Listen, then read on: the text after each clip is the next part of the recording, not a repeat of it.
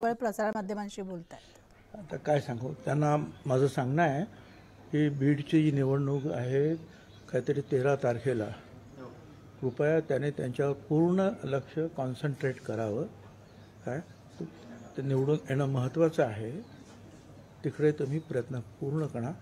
नाशिकमध्ये उमेदवार नाहीत म्हणून काही अडचण अशातला भाग नाही। नाशिकमध्ये खूप उमेदवार आहे, हीच अडचण आहे। मग ती BJPकडे आहेत, ती शिंदे गटाकडे आहेत आणि ते आमच्या राष्ट्रवादीकडे सुद्धा आहेत। काय अगदी BJP किंवा इतर समजा ओबीसीचे अगदी बंजारी समाजाचे जरी म्हटले तर तरी आमच्याकडे हेमंतराव धात्रक सारखे लोक आहेत, ते बाळासाहेब सानप सारखे आहेत, उदय सांगळेचा एक नवयुवक सुद्धा आहेत। खूप आहेत ना इकडे उमेदवार। तुम्ही बीडमध्ये जास्तीत जास्त लक्ष केंद्रित करा, सगळ्यांना बरोबर घ्या आणि कुठल्याही परिस्थितीत निवडून या। आज ती गरज आहे या सगळ्या समाजांची। ठीक आहे, कधीपर्यंत तिढा सुटेल असं वाटतंय? आता अगदी 2-3 दिवस उरले उमेदवारी अर्ज भरण्यासाठी, उद्यापासूनच।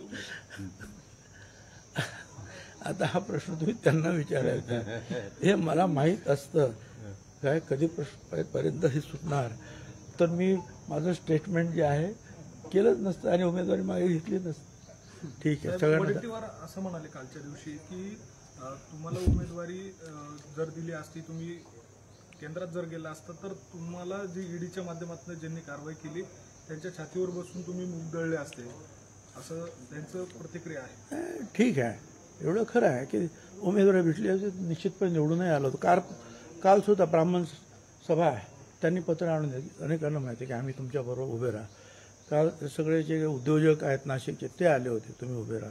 विणकर समाजाचे ते आले, ते उभे राहा, प्रत्येकजण उभे राहा। म्हणजे वातावरण चांगलं असतं, मी निवडून आलोही असतो। परंतु तर ठीक आहे, ते जरला तरला काही अर्थ नाही आहे। परंतु वडेट्टीवार यांनी जे काही माझ्याबद्दल 2 शब्द चांगले बोलले त्याच्याबद्दल मी त्यांचा मनापासून आभारी आहे। चांगलं बोलतात व्यासपीठावर येत नाही काय? नंतर ते ठीक आहे, आता प्रत्येक पक्षाचं काही काही वेळेला काही अडचणी असतात, काय असू शकतात, नाही असं नाही। पण ते विरोधी पक्ष नेते आहेत काय, आणि राजकारणामध्ये मी कुणाला शत्रू समजत नाही, विरोधक समजतो।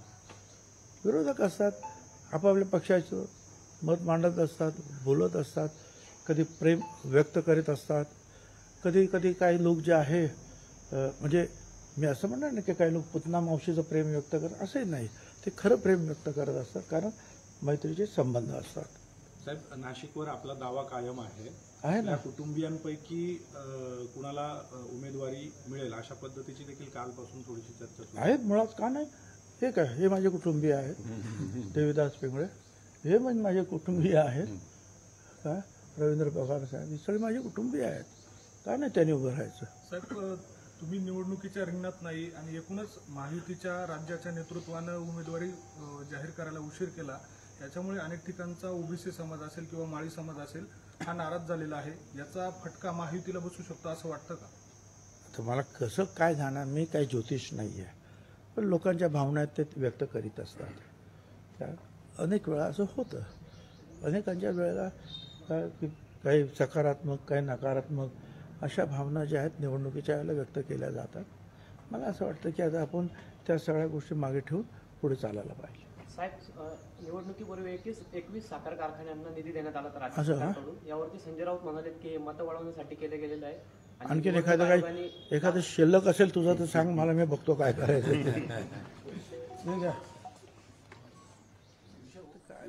तर नुकतंच नाशिकच्या जागेबाबत मंत्री छगन भुजबळ यांनी एक मोठं विधान केलेलं आहे।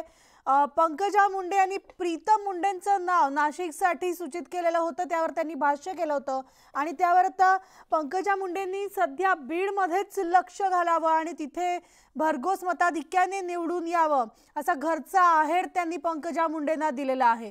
तर नाशिकच्या जागेबाबत भुजबळांनी आता नुकतंच मोठं विधान केलंय। तर मी देखील मी इथं निवडून आलोच असतो आणि नाशिकसाठी आमच्याकडे बरेच उमेदवार असल्याचं सुद्धा भुजबळ म्हणालेले आहेत. तर राजकारणात शत्रू मानत नाही, विरोधक असतात. मात्र वडेट्टीवारांनी जे काही माझ्याबद्दल काही चांगले शब्द उच्चारलेले आहेत त्याबद्दल मी त्यांचा आभारी असं देखील छगन भुजबळ म्हणाले.